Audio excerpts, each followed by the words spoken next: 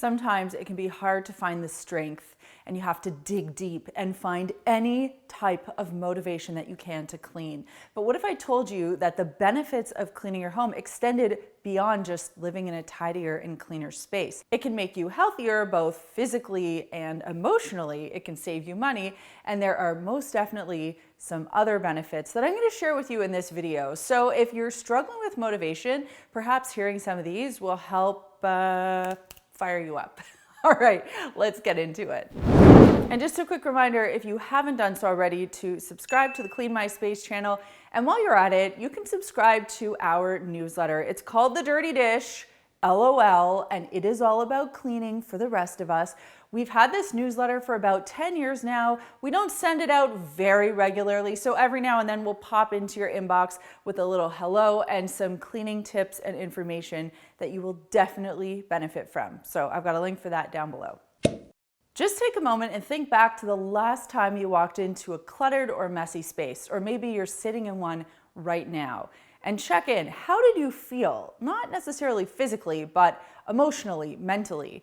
I know for me, it feels draining, it feels overwhelming, stressful, and I feel this sense of unease. So even though I'm someone that really struggles with cleaning motivation and wanting to clean, I know that it's actually better for me to do that. And there's a reason for this. Our brains crave order. So when we walk into a space that's out of place, we feel scattered and uncomfortable. That is the natural response. So when we take the time to tidy up a cluttered or messy space, it can actually help us be at ease. And in fact, this is the reason why I started my cleaning business back in 2006, because I knew that walking into a messy space for me and so many people like me just felt bad. So if there was a company that was out there that could solve that problem, for a price of course, I wanted to be in that business. And here I am. I'm not here to give health advice, but I am going to say this. Cleaning is a good way to raise your heart rate and get some steps in and some light movement. And that's because if you've ever cleaned, you probably have noticed that your heart rate, at the very least, goes up. You're moving your body in ways that you wouldn't necessarily be moving it otherwise. And you're probably getting quite a few steps in, depending on the cleaning task and the amount of cleaning time that you're investing. Now, I know personally, I am quite sedentary during the day. I've been working from home since 2006, so it's something I've been awfully used to. But as much as I don't like to clean, I do appreciate the opportunity to get up at parts during the day where I just need a distraction or a break from work, and then I can do laundry, unload the dishwasher, take on a quick cleaning task, because it gets my body moving. So if you're someone who is struggling to bring movement into their day and you kind of want to double up on things, I would recommend picking a couple of cleaning tasks and peppering them throughout your day. It will definitely get your body moving, which kind of gets your mind in a different place. And if you turn music or a podcast on, it can really take you to that perhaps happy or happier place. And that brings me to a question that I have. What kind of music or podcast do you like listening to when you clean? This past weekend, I was busy in the kitchen. First I was cleaning it, then I was cooking, and then I had to clean again. And I had on this 90s reggae dance hall playlist, and I was loving it. Like, I was not feeling the struggle of cleaning. I just got it done and I was sweating. So let me know yours in the comments. A cluttered space leads to a cluttered mind, and I know this is not new information for you, but researchers at Princeton prove this to be the case. If there's clutter in your space, your brain actually has a harder time focusing. So think about a cluttered workspace. What does that tell you? It means you have more difficulty focusing in on the job that you have to do because your brain is elsewhere when it's looking at the clutter. And even for something enjoyable, like your kitchen when you're cooking, or another hobby that you have, say you have a craft room or a workshop. If it's cluttered, it's going to be harder for you to focus, and if you can't focus, you're going to struggle on enjoying what you're doing. So maybe that's a little research-backed motivation for you to tidy up your space. One of the qualities I've really come to appreciate in others as an adult is if their home is clean enough for me to stop in at any time without warning. I know some people crumble emotionally like a Nature Valley granola bar when they find out someone's going to be coming over in 20 minutes because they worry that their house is a mess. And let me tell you, I am not out of the realm of that group of people. Sometimes my house really is upside down. And the benefit of keeping your house tidy on a regular basis is that you can eliminate that neuroses. You can eliminate that stress, that worry, that if someone has to come over and you only have a few minutes, you don't have to panic clean. It's such a beautiful quality in people. I gotta say, I really appreciate and admire that in others. So again, if you need a reason to think about why I should be cleaning more frequently, again, note to self, like this self right here, it's so that people can stop by and you don't have to be the apologizer for the mess. There's the micro level to cleaning, which is, having a space that looks good and feels good and is healthy to be in every day. But then there's also the macro approach to cleaning, which is maintaining your space and the finishes and fixtures within your space so that you don't have to pay to replace them and repair them. So let me give you a couple of examples. Window frames, if they're moldy and you kind of stay on top of them, you're cleaning that mold. It saves you money from having to deal with mold remediation. It also could potentially save you from having to replace your windows because mold has taken over. And of course, it has a negative cost to your health.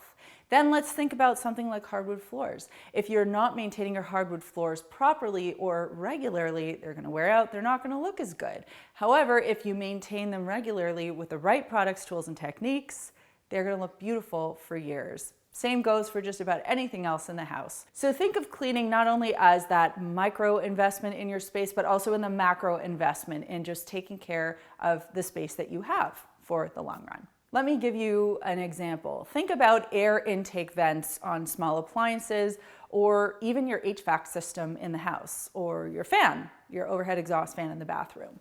Those fans, those exhausts, have motors. And those motors are designed to do something, move air, cool things down, take air out of the house, whatever the case may be. If those motors or fans get dusty, they have to work harder, they burn out faster.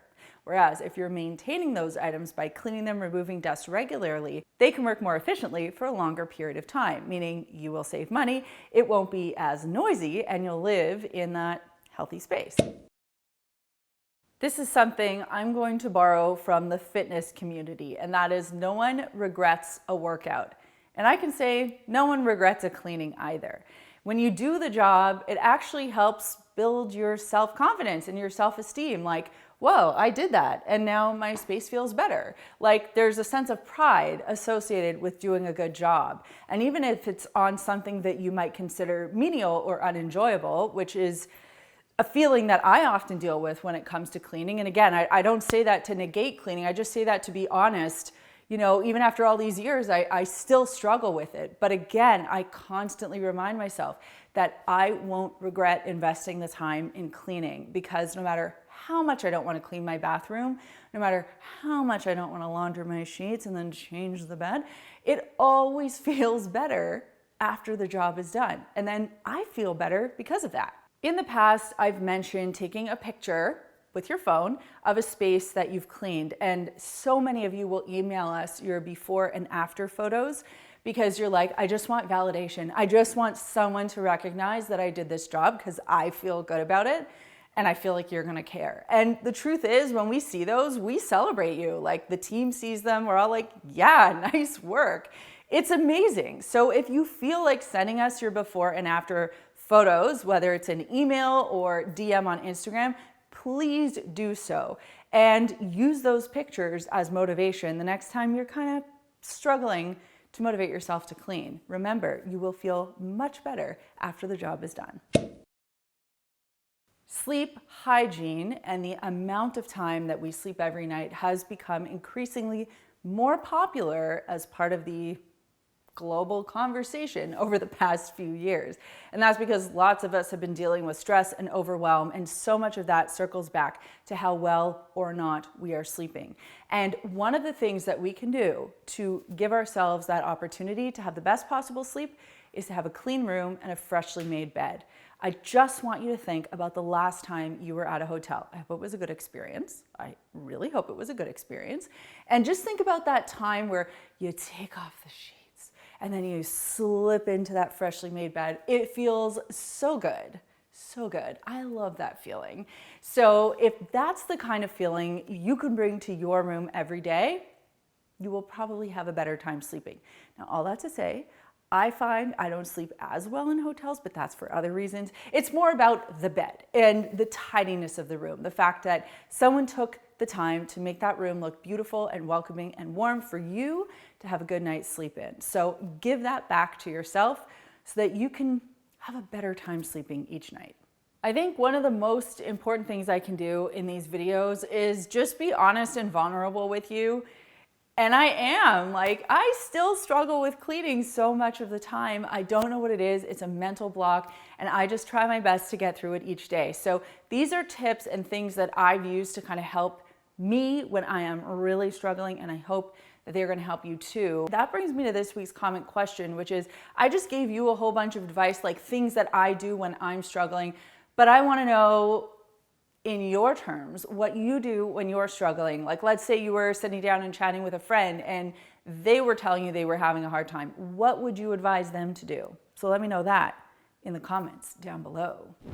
Just a quick reminder to sign up for that Dirty Dish newsletter. If you haven't done so already, there's a link to that down below. And here is another video you can check out if you need some more cleaning motivation. Thanks so much for watching, and we'll see you next time.